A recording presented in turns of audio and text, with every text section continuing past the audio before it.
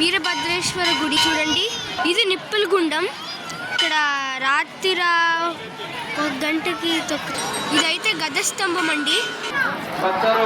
పూలతో డెకరేట్ చేశారు. దీని అర్థం ఏంటంటే అలేకోట శ్రీ వీరభద్రేశ్వర స్వామి కృప అన్నమాట అండి. వెనక బ్యాక్ సైడ్ గుడి ఇది. ఈ రాత్రి ఉండడానికి రూమ్స్ అండి.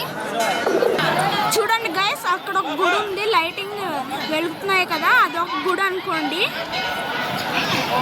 మరియు అది గ్రేట్ అండి, కొండ పైన ఉంది. గుడి ఎంట్రన్స్ అండి ఇదైతే.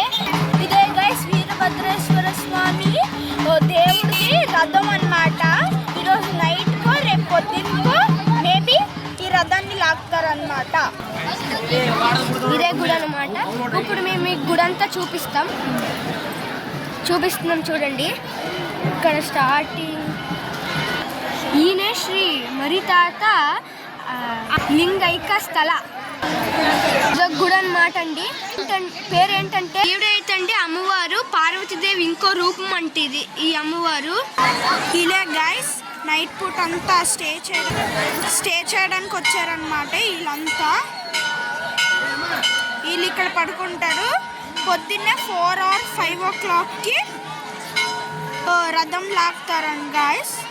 అందుకు రథం చూడడానికి వీళ్ళందరూ ఇక్కడ నైట్ పూట స్టే చేయడానికి వచ్చారు. అక్కడే గైస్ అన్నదాసం చేస్తారు. ఇక్కడే గైస్ అన్నం పెడతారు, అన్నం ప్రసాదం.